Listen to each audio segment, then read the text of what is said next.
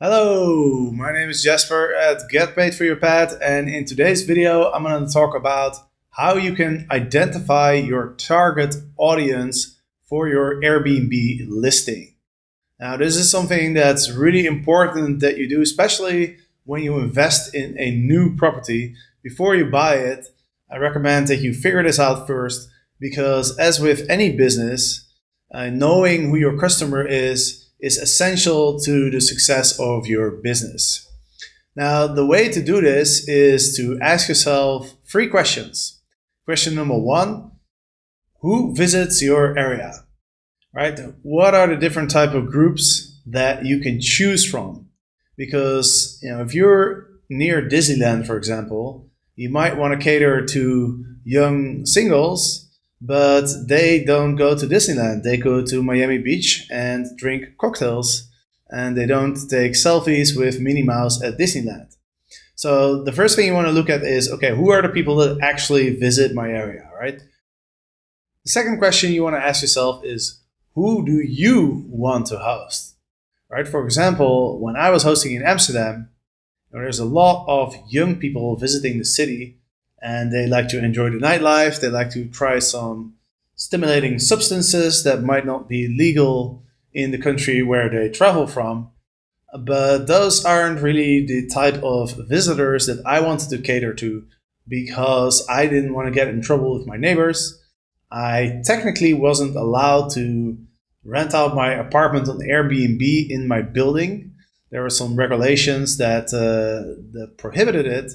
But as long as you don't get any complaints, no one really cares.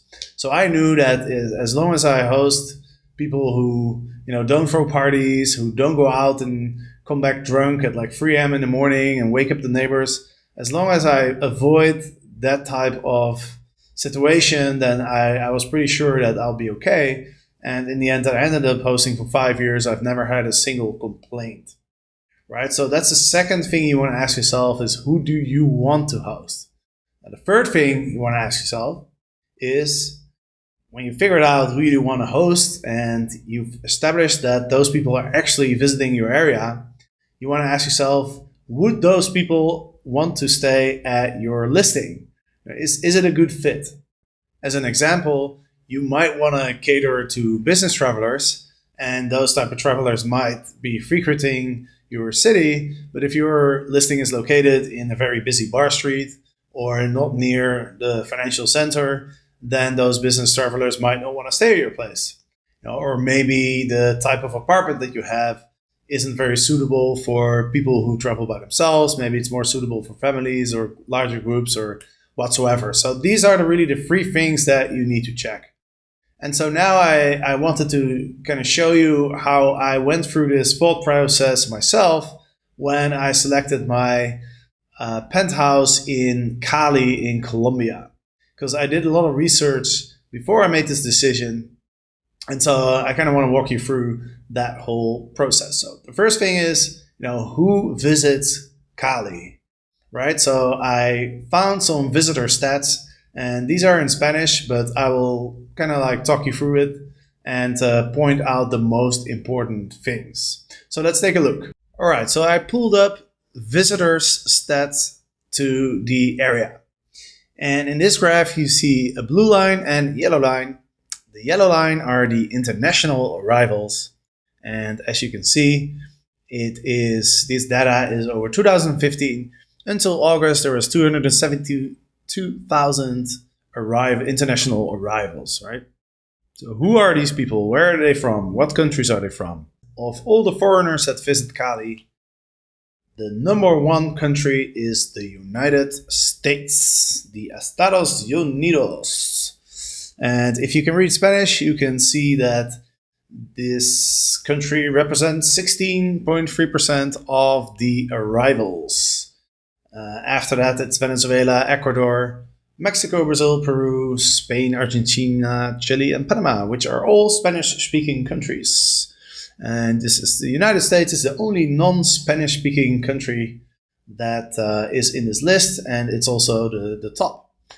So There's a fair amount of Americans that visit Cali. And now the question is, why are those Americans visiting Cali? And how old are they? Are they men or women? Well, in this picture, you can also see that in September it was 60% women, but then in October it was 60% men. And so I guess it's fair to say, based on these stats, it seems like there's not really a strong difference between the amount of women and men. But if we look at the next graph, we can see that the age range of most of the visitors is 21 to 45. So, this is 72% of the visitors are in that age range. So, that's a pretty obvious sort of range to target. Now, in the next picture, we can see the reasons that people visit Cali. 66% of people that visit Cali come for the culture. Now, what is the culture in Cali? It's like, it's like salsa. There's a bunch of festivals. It's like Colombian cuisine. There's a lot of things to do in Cali. There's a lot of culture, and most people come for that. 13% is recreational or vacational, and then there's 5% education, 12% turismo rural, which means how do you translate that? Well, people who want to go to the countryside, right? There's a bunch of mountains around Cali. There's good paragliding and all sorts of activities, and so some people come for that. Those people obviously aren't going to stay in the city, so I don't really have to take that into account. Only 2% is negocios, so it means business, and then the rest is very small, so I don't really have to worry about it. Okay, so the next question is, who do I want to host, right? Well, being a foreigner, it's kind of like a natural choice for me to target other foreigners, right? Because those are the people that I can relate to most. Those are the people that speak English. I mean, I speak a little bit of Spanish, but it's not fluent.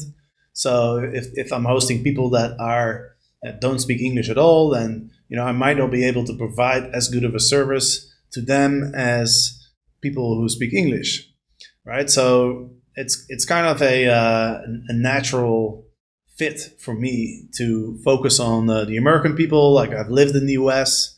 A lot of my friends are American, so I understand American people, and I get along with them really well as well. For some reason, I just get along with American people. So I want to host American people, and that's the biggest group. So we're all good on question number 1 and 2. So now question number 3. Would those Americans want to stay at my place? Well, then the question becomes what do American people want to do? Right? Who are the American people that visit Cali? Right now, we've already seen that a lot of them come for the culture, right? And my guess is there's a fair amount of people, fair amount of younger people who want to enjoy the nightlife, who want to maybe do some salsa lessons. And so would they like to stay at my place? Well, my place, it's a penthouse, right? So that naturally would attract the younger crowd, the people who have a little bit more money to spend. And another thing I think that Americans really like is when things are convenient and everything works, right? American people like to have a nice air conditioning because they're used to that at home. Now, in a lot of countries, air conditioning is not widely available, or it's not functioning well. And so if I want to cater to American people, I need to make sure that my place is absolutely top notch. Air conditionings are working. The Wi-Fi signal is very strong. Maybe they want some American channels on television, and everything has to be nice, right? It's like a nice king size bed and comfortable, 4 pillows, the American way. And so that makes sense for the type of property that I have bought. I think it makes a lot of sense to cater to that particular crowd.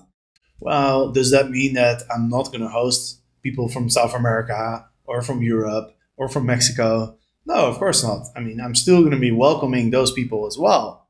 However, I'm going to specifically design my place to appeal to the American traveler and I'll still get other people as well.